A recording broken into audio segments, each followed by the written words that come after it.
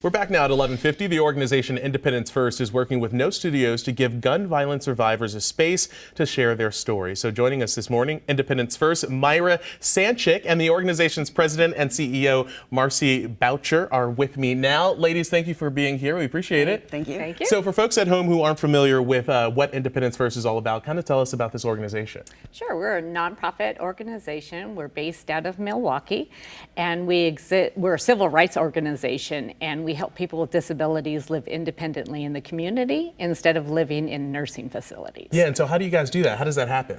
Well, one example, one of our programs that we have a hospital to home program, and we help people who have maybe been a survivor of a gunshot accident, and they're in the hospital, and we help them get back home instead of having to go into an institution. So you're hearing about gun violence all the time in Milwaukee, and so those are some of the people that we help. Yeah, I was going to say, unfortunately, this is a theme that's far too common in our community, so it's great the work that you guys are doing to help not only these victims, but their families as well. So there's an event that's happening later this month that's all going to be helping support you guys do what you do. Yeah, being on the news, you hear all the time, oh, that person survived. Well, we have help for people who have survived, and most of them are paralyzed. So a lot of the men, we have a special program for men, peer mentorship, and the people who have survived violence will be at No Studios July 28th with us, and they will tell their stories. We've had Kevin Miyazaki take their portrait. He's a local well-renowned portrait artist, and he has taken their portraits throughout the city.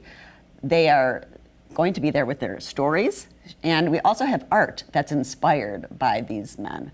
So it'll be a real special event, and it'll be a way for the community to talk to the people who have survived violence, and also to bring their thoughts to this event. Yeah, this is so fantastic, and on a personal note, we cover this so much, and sometimes it's heavy and it's hard to take away, but you guys are giving a name and a face and a story to people beyond the headlines. I think that that's so important. So what is the impact of that, do you think, on the community? It's such a big issue, and what we do is once a person is shot and survived, or has other violence, perhaps reckless driving. We have people who have been paralyzed in those kind of situations. They're in the hospital with, they've recovered as much as they can, however, they have no way to get home. So what we do is we facilitate building a ramp, a wheelchair ramp. We also facilitate caregiving. So we give them what they need to get back into the community, and that's so important. Yeah, that's fantastic. Really quickly, I only have about 10 seconds left with you guys. Give us the rundown of the event next week and how people can be a part of it.